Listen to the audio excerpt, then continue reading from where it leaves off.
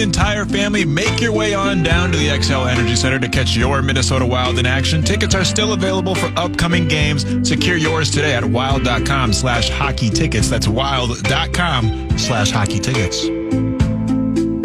Looks like a barn burner in the something called the Trans Perfect Music City Bowl.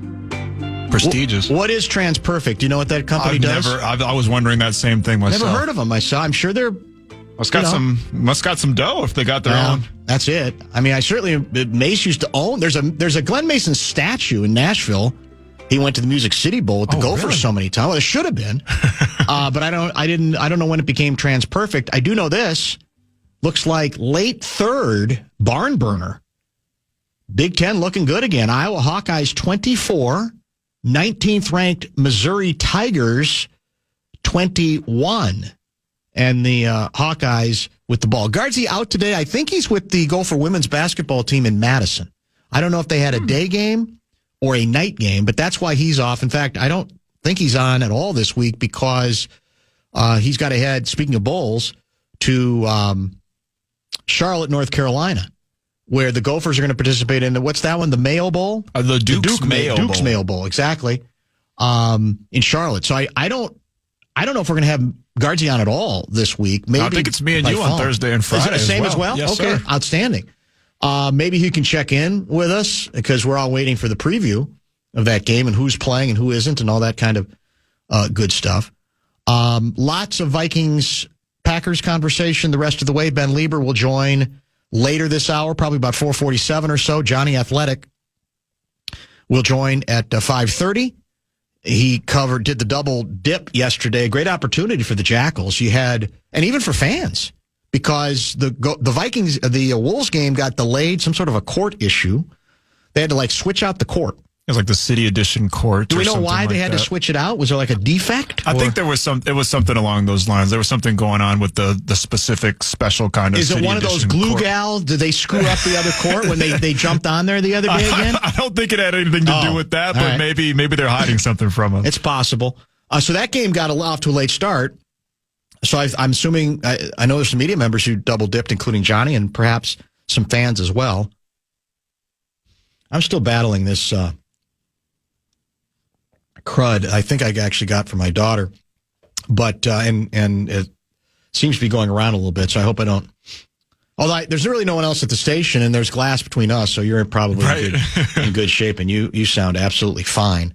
Bradshaw and Bryant KFAN text line is open at 646-86. It's interesting because I just saw a tweet, speaking of X.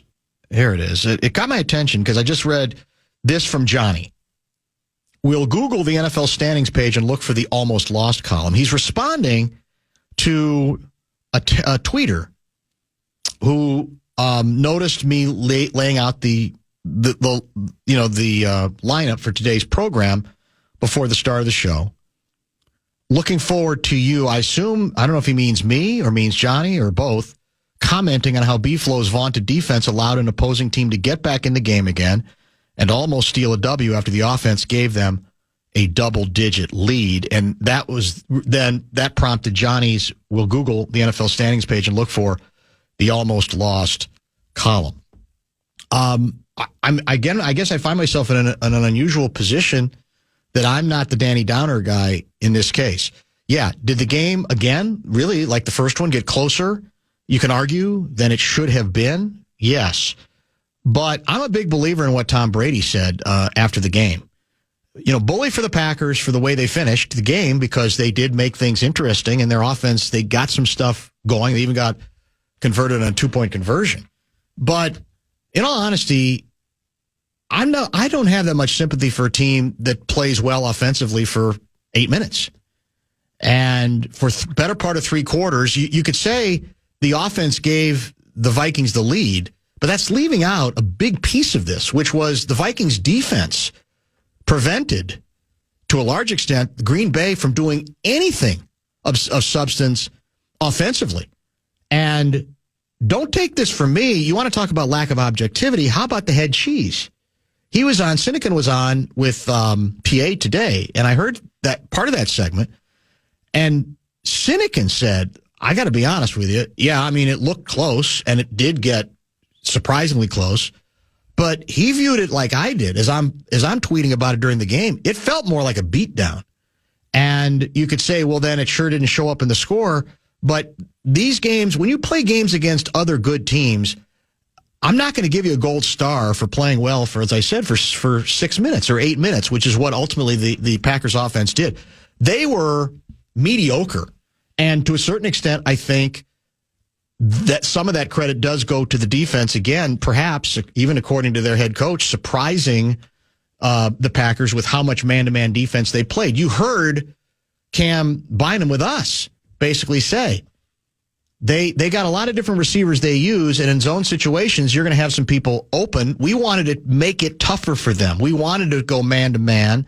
Obviously, the defensive coordinator did, and there weren't the open people out of a zone that Love was accustomed to getting, the looks he was accustomed to getting, or maybe even expected to get. So if you meander to the degree that the Packers did for 3 quarters, I'm not going to say they deserve to win the game on the basis of the fact that they finished strong. So I still overall believe it was a good performance by the defense, and until it wasn't. But it was good long enough that it reduced the margin for error to almost 0 for Green Bay, and ultimately they did not get the ball back. Now, would they have driven again and gotten to a field goal range? Maybe. Very difficult to say. But I think you're, again, looking at it wrong. I think to evaluate this defense, you should never evaluate on any single game, right?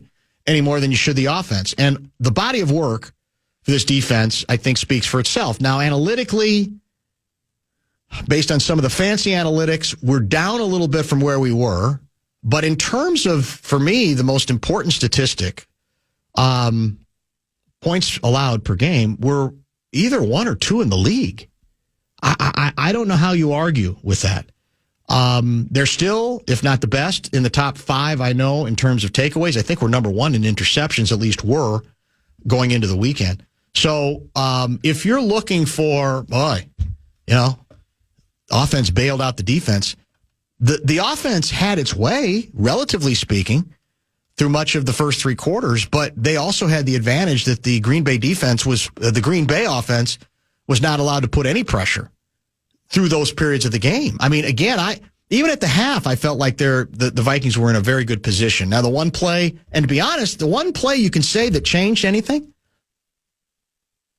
was a bad interception, where the defense, it's a lot to ask the defense to, where did Green Bay start on that drive? The 20? Whatever it was deep in Vikings territory.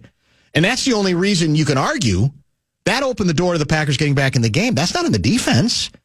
That's on the offense. So I guess I'm with Johnny on that. I'm not sure I quite understand or accept the notion that, this defense is vastly overrated. I think what's always fair to say is there have been some veteran quarterbacks. The guy who plays for the Rams, who is Stafford, and obviously Goff, a veteran who's they both had some success. And ultimately that's going to be the test, what can you do defensively against them? But I think a lot of people, even though Love is much younger, viewed their success in the passing game, as explosive as it's been, as being another good test. And eventually, Green Bay got something going, but by the skin of their teeth. And at the very end of the ball game, so I don't really have much sympathy for them. In fact, who sent me this? Somebody sent this nugget, and I got a kick out of this. I'm not sure Gerbschmidt's going to like it. See if I can find it. Where's this? This is from some Green Bay Packers rube. If it wasn't for a finger by defensive tackle Carl Brooks, the Packers would be winless in the division right now. That was the game against the Bears. The Bears were lined up for a game-winning field goal, and it got blocked by the finger of defensive tackle Carl Brooks. They would be 0-5 going into their last game of the season against the Bears, which we'd all assume they're going to win. But that is an interesting nugget right now. Very interesting nugget indeed. let's pause here and get to some texts that have come in. I want to get to a couple of other controversial aspects of yesterday's ball game and what we might expect from the Detroit Lions as well. So there's some good Aaron Jones stuff to discuss. And also, I think the question, which I think is a fair one, whether the Vikings got a huge horseshoe break at the end of the first half. In a game that they ultimately won by 2, that bonus field goal try that they got at the end of the second quarter is worthy of discussion. Head over to NFLShop.com for the largest collection of officially licensed gear from all your favorite brands. NFL Shop is your ultimate gifting destination for jerseys, t-shirts, headwear, and more. Take your game day style to the next level with the best selection of NFL gear anywhere. Show off your team pride this holiday season with styles fit for the whole family. To shop now, go to NFLShop.com.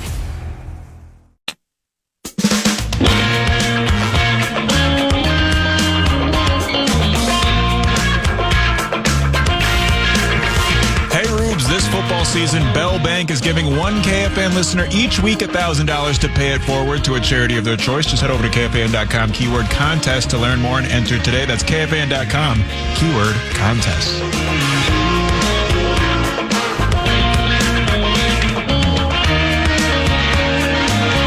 All right, so late in the second quarter, as I recall it, the Packers got the ball back fairly late, did nothing with it, and that seemed crucial given the fact that the Vikings were going to get the ball to start the second half. And then we got it back, and we do what we do, which is we're going to try to get some points on the board. And ultimately, we have to settle for a lengthy, more than 50-yard field goal, as I recall it.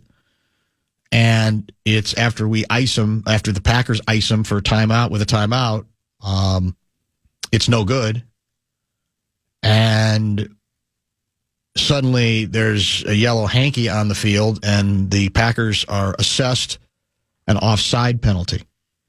We get another shot at it, and then after another timeout, the icing didn't work. That kick, it goes through the uprights, and we start the second half up 13-3 rather than 10-3.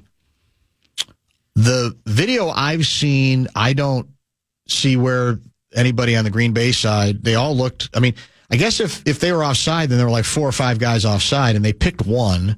So it looked to me like we got a pretty good horseshoe call there. On the other hand, I think Harrison Smith got jobbed by the officials on a low block call where he really wasn't as low. He actually was to the midsection of the defender or the offensive player. So I don't know if it was a great night necessarily for the officials, but, and, you know, I get the butterfly effect to say, well, those are 3 points that were the difference in the game. A lot of decisions might have been different because that took place at the end of the first half. So I understand all of that. But in any game, 3 points are 3 points, right? So it ended up being a pretty significant play. We've loved our field goal kicker. He had his struggles yesterday, although, relatively speaking, we've reached a point where now we're bothered if a kicker doesn't make a 54-yard field goal, which is just a different world that we're living in now than the one I grew up in, for sure. Right. So in any case, it ended up being, I think, a fairly significant sequence because then we immediately got the ball in the second half. And, Green Bay clearly, as we built the lead, had needed possessions, and then they stole the one possession back on the interception. And if you're just joining us now, that's one of the things we talked about much earlier in the program, that there's no question that the Darnold interception, given the time and the circumstance and the score, was a bad one, right? Because as Brady pointed out on the TV broadcast, you're at home, it's your ball game, and you're not supposed to just sit on it at that point. You can't really play that way in the league anymore, but you do have to be judicious and smart about, I'm going to let that go and we'll even go to the next play, rather than make a play that gives them a chance to suddenly feel like they can get back into the ball game. What was the score at that point? I think 20-3, right? Yeah. and suddenly it's 20-10, and you go, well, chip chair and a chance. But the true measuring of a quarterback, I think, most times is not the play itself, which does have to be examined, the decision-making, the accuracy. It's what he does after. And what you're looking for then, what's the litmus test? You're looking for accuracy from that point forward. You're looking for aggressiveness. You are very alert to, is he gun shy now? Is he now afraid to layer the ball in a place that ordinarily he would go to because, yes, there's that creeping doubt in the back of his mind. And Darnold showed none of that on the next drive. And you could say, again, that's probably one of KOC's strengths. Maybe he is too bullheaded about it. He concedes nothing. We've seen him concede nothing after interceptions with quarterbacks who aren't as good as Darnold has been this year, let alone one who's played as well as he did. And on the ensuing drive, Vikings come right back and score a touchdown. And on that drive, Darnold's 5 for 5 for 54 yards, including, I think that was the touchdown pass, the swing pass to Akers is what wrapped up that particular drive.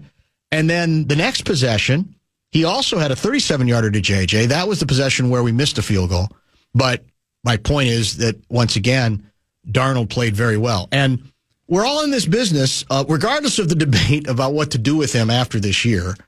We're all in this business of just sort of, especially those of us who are bored with the acquisition. I admit, I've raised my hand many times. I said, okay, I get it. You got to have somebody. Fine. Okay. Yeah, nothing inspirational about Sam Darnold to me.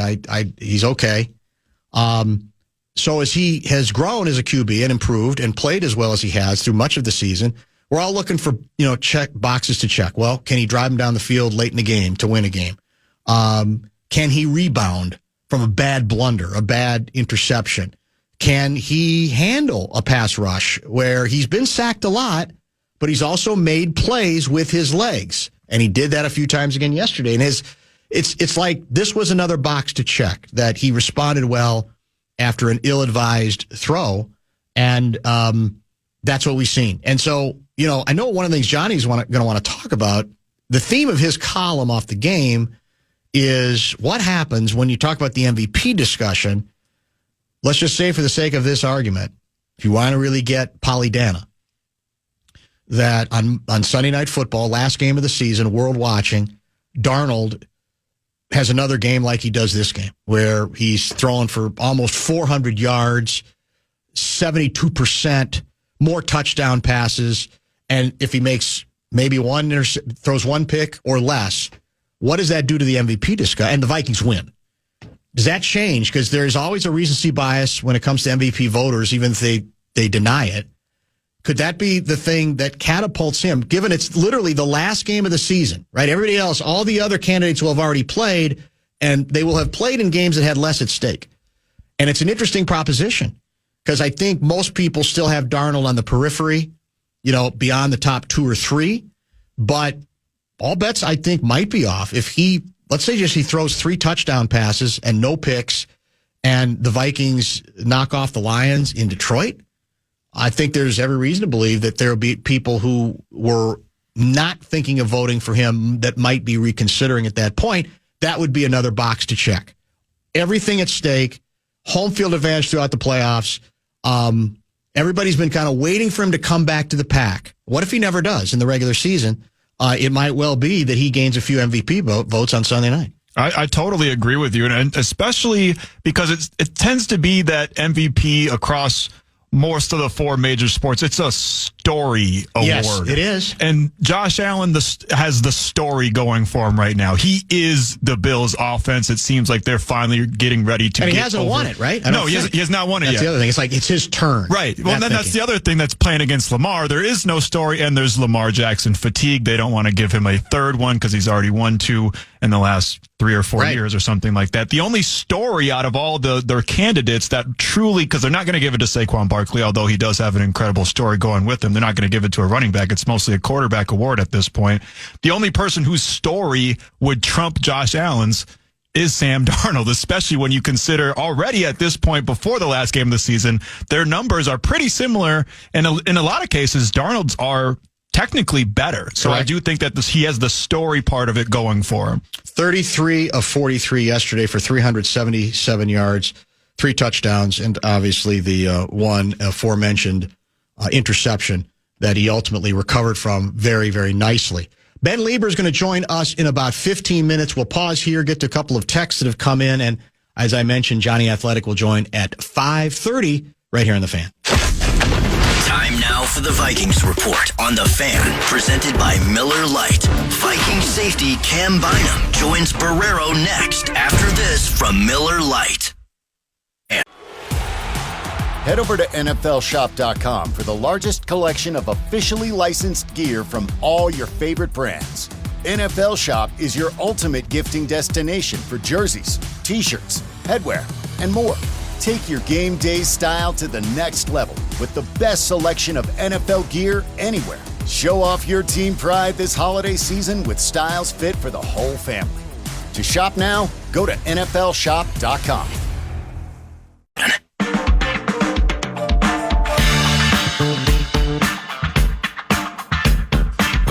Join the Power Trip's Zach Halverson this Thursday at Heartbreakers in Chaska for a Wild watch party. Get there at 6 p.m. to watch your Minnesota Wild in action and to sign up for your chance to qualify for first-round playoff tickets next year. Get the full details now at KFAN.com, keyword calendar. Interesting theory offered up that is ostensibly more about the losing team yesterday, the Green Bay Packers. But in a sense, it's also about the winning team, and in this case, the winning coach as well. We do not have the audio on this, but I think still characterize what is being conveyed in this particular theory, but I definitely want to bring it to the attention of the audience. Some of you may have already seen it. My guess is Carl Gerbschmidt has indeed seen it. Mark Tauscher, of course, former Green Bay Packer, former Badger, now big-time Green Bay Packers analyst as well, was on something called Green Bay Game Night last night on ESPN Milwaukee. And Tauscher asked an interesting question. He said, does our head coach, meaning Matt LaFleur, does he need to be more even-keeled during games? I mean, in fact, the direct quote was that he thought yesterday KOC ate LaFleur's lunch in the coaching battle. Now, that can become too knee-jerk an opinion on the basis of who wins the game and who loses the game. But it raises an interesting question that I'm going to get to with Lieber, but I thought I'd set it up now. That Tauscher says, we get it. LaFleur is fiery. He wears his emotion on his sleeve, and to a certain extent, that's what some people in Green Bay like about him. And there's very little to argue about regarding his one-loss record. The guy's been unbelievable there. You could say, he inherited a pretty good quarterback, but he's made the transition to Jordan Love pretty seamlessly as well.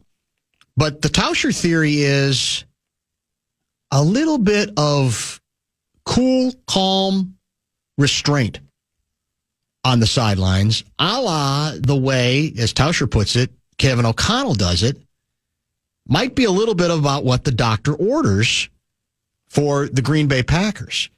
And after the game, LaFleur said, look, that he thought his team, or maybe it was at halftime, somebody got a quote from him about that he thought his team was playing tight. And Tauscher's point was, yeah. Is it that surprising they would play tight, given the way he loses his mind every time a play goes bad for the Green Bay Packers?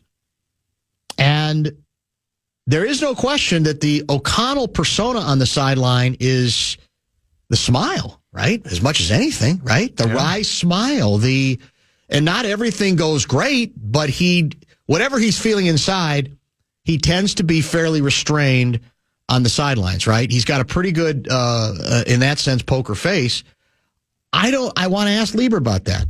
Do players, is that cue make a difference to the way players actually perform? I don't know. I've never played the game. But it's one of the things I want to talk to with Ben. But in Packerland, there's some muttering about that right now. And the other muttering nationally is a couple of the ESPN folks, I think including Rex Ryan, saying, I get it. Jordan Love's got a lot of talent, but I didn't like the way he handled the pressure yesterday. And Brady even hinted that he thought there was a lack of detail in the Green Bay Packers passing game that was bothering him a little bit. So it'll be interesting to see how this plays out for the Packers. I think they're a threat. I still do. I think, although I was unimpressed, like I said, with their lack of discipline yesterday. They did not look like a well-run, tight ship through many misplays, penalties, execution issues, etc. They got some ability, but are they still a little bit too young, or are there still some questions about the QB? I want to get to the coaching issue with Lieber to see if players do take their cues from whatever demeanor the head coach offers in the sidelines, because there is a big contrast between what LaFleur does and what KOC tends to do. And we'll get his reaction to the game itself as it played out. If you have questions for Lieber, hit the Bradshaw and Bryan KFAN text line, 64686. He is next. You wake up, put on your Ray-Ban Meta glasses. You're living all in. You realize you need coffee. So you say, "Hey, Meta, how do I make a latte?" Brew 2 shots of espresso. after Meta AI gets you caffeinated, you're ready for some beats. Hey, Meta, play hip-hop music. You head to meet some friends, but can't remember the place. Hey, Meta, call Eva. Ray-Ban Meta glasses, the next generation of AI glasses. Just say, hey, Meta, to harness the power of Meta AI. Shop now at meta.com/smartglasses.